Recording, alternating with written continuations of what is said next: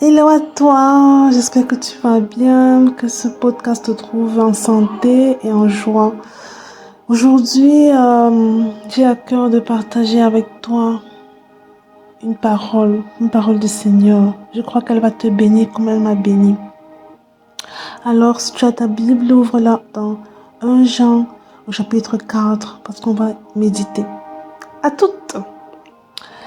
Alors, dans ce verset 1 Jean 4, du verset 16 au verset 19, en faisant jusqu'à 19. Alors, je lis la parole. Et nous connaissons l'amour que Dieu a pour nous, nous l'avons cru.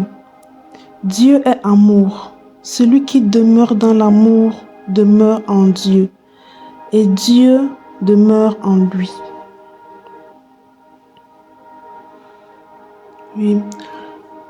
Nous ne pouvons pas croire à quelque chose que nous ne connaissons pas. Alors plus précisément, nous ne pouvons pas croire dans l'amour de Dieu si on ne la connaît pas. Maman, est-ce que tu connais à quel point Dieu t'aime? Est-ce que tu sais que Dieu, il donnerait des villes pour toi? Il donnerait tout ce qu'il a pour toi. Et c'est même ce qu'il a fait. Est-ce que tu connais son amour qu'il a pour toi? Ou est-ce que c'est juste abstrait? On dit Dieu est amour, oui, Dieu est merveilleux, Dieu m'aime, Dieu m'aime. Est-ce que tu le ressens? Est-ce que tu en as pleinement conscience, maman? Parce que c'est de là que tout s'agit. Il ne s'agit pas juste de dire des paroles pour dire, mais il s'agit que cette parole soit imprégnée dans notre conscience. C'est une clé pour sortir du rejet, pour avoir plus confiance en qui nous sommes, pour affirmer notre identité en Christ. C'est d'avoir conscience d'à quel point nous sommes chéris de Dieu. Nous sommes placés à côté de Jésus et non comme des va-nu-pieds. Maman, j'aimerais qu'on fasse un voyage. Il y a un voyage en arrière pour se remémorer l'amour que le Père a eu pour nous. Alors, qui est Dieu? Dieu, selon ce que la Bible nous explique, c'est un juge. C'est un juge parce que c'est lui qui a établi les lois de la terre, des cieux, de l'univers. Alors il est juge, c'est lui qui est juge. Et il est juste également. Il ne peut pas enfreindre des lois. Quelle qu'en soit la circonstance, cette loi demeure et on ne peut l'enfreindre. Effectivement, dans Matthieu, si tu te rappelles bien, il y a les pharisiens qui voulaient piéger Jésus en demandant est-ce qu'on doit payer nos taxes ou alors est-ce qu'on doit tous être dédié à l'offrande ou à la dîme. Et Dieu a répondu Jésus a répondu de donner à César ce qui est à César parce qu'il ne peut pas, c'est au-dessus de sa volonté de pouvoir enfreindre une loi. Si la loi est telle, on doit obéir à la loi. Ok? Je te prends un autre exemple. Le commandement de Dieu, ce sont des lois établies. Et qu'il vente ou qu'il neige, elles resteront telles quelles. En l'an 5000, elles resteront toujours celles-là. Ok. Alors Dieu est un Dieu juste. Ok? Il faut savoir qu'il est juste. Pour le moment, je ne vais pas m'arrêter sur la justice de Dieu, mais il est juste. Ça veut dire qu'il est bon et impartial dans ce qu'il fait. Mais de l'autre côté, il t'aime. Maman, il t'aime. Le 6e jour, il te créa. Maman, le 6e jour, il te créa et il vit que c'était une bonne chose. Il te créa et il vit que c'était une bonne chose. Et pas seulement, il dit qu'avant de te créer, il a façonné l'environnement dans lequel tu vas être afin que tu te sentes bien. Vois à quel point il t'aime, Jésus. Dieu, vois à quel point ton papa t'aime. Il façonne l'environnement dans lequel tu te trouves afin que toi, tu te sentes bien. Après la chute d'Adam, nous, descendants d'Adam, on est devenus esclaves du péché. Et donc, on sait tous que le salaire du péché, c'est la mort. Et il a mal. Dieu, notre papa, a mal quand il voit ses enfants périr, ses enfants prendre la route de l'enfer. Il dit dans la Bible que il ne veut qu'aucun de ses enfants ne se perde. Donc il a mal. Chaque jour, il a mal quand il voit que ses enfants se sont perdus dans la drogue, la perdition, la masturbation, tous les vices que tu connais. Il a très mal. Alors, qu'est-ce qu'il décide de faire? Maman, qu'est-ce qu'il décide de faire? Il se dit, pour sauver ces gens, pour te sauver, il faut que quelqu'un paye le prix de ta faute, de nos fautes, de nos propres fautes.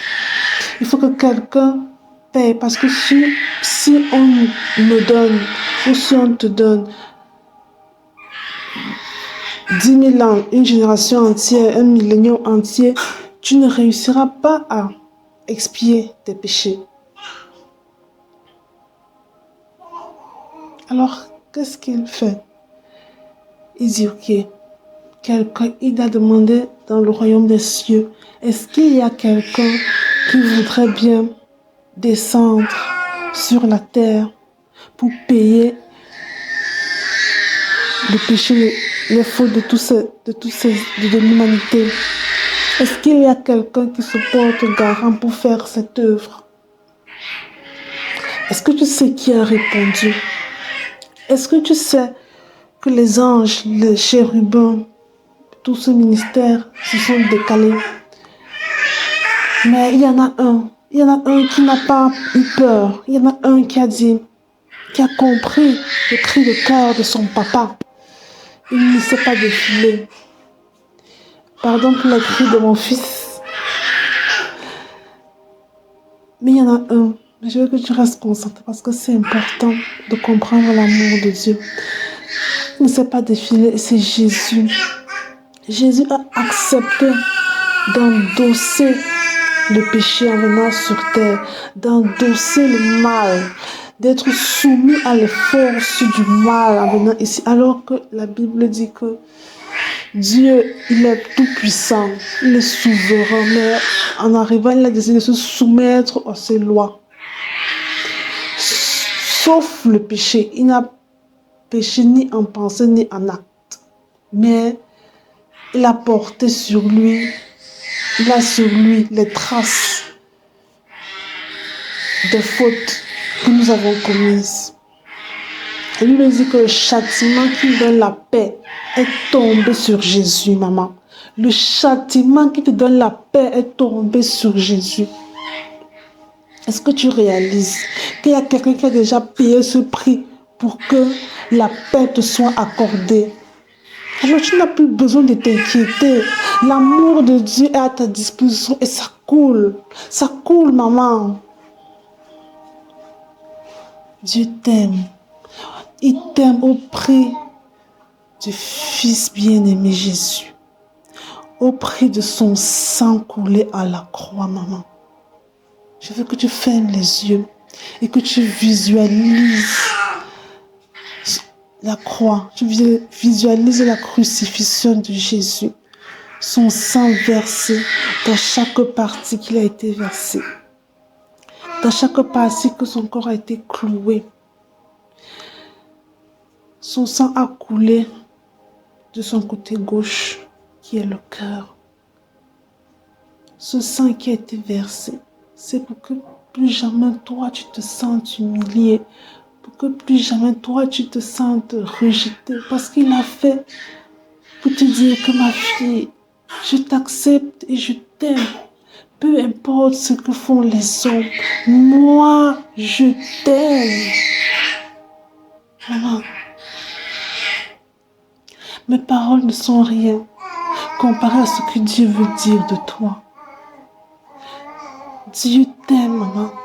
Dieu t'aime.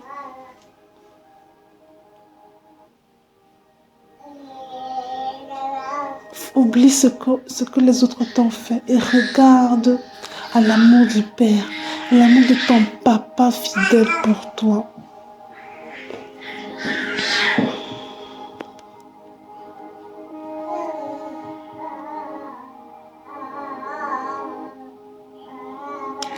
C'est vrai que j'avais d'autres choses à dire, mais je trouve que c'est déjà tellement fort.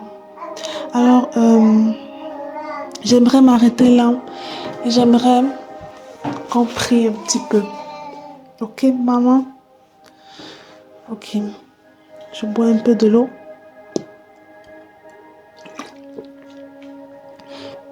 Ok, on se dispose notre cœur.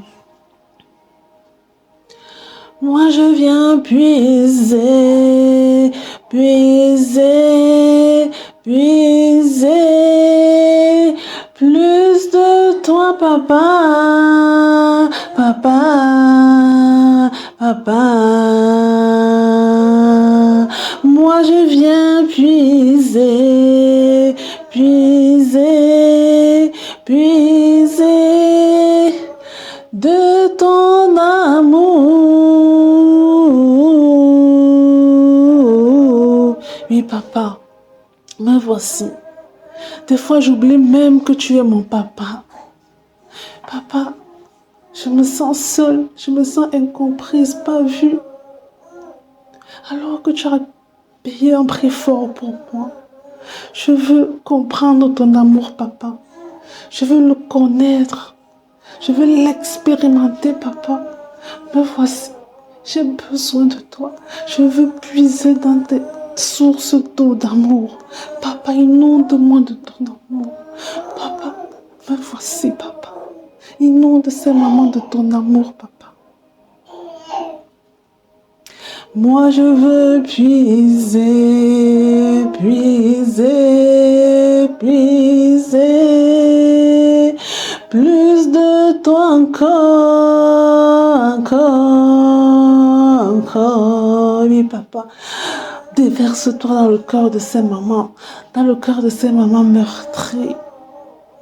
Plus de toi encore, encore, encore. Et maman, reçois l'amour de notre papa. Un amour qui ne tarit jamais. Alors, à toutes dans une prochaine vidéo. Tchuss!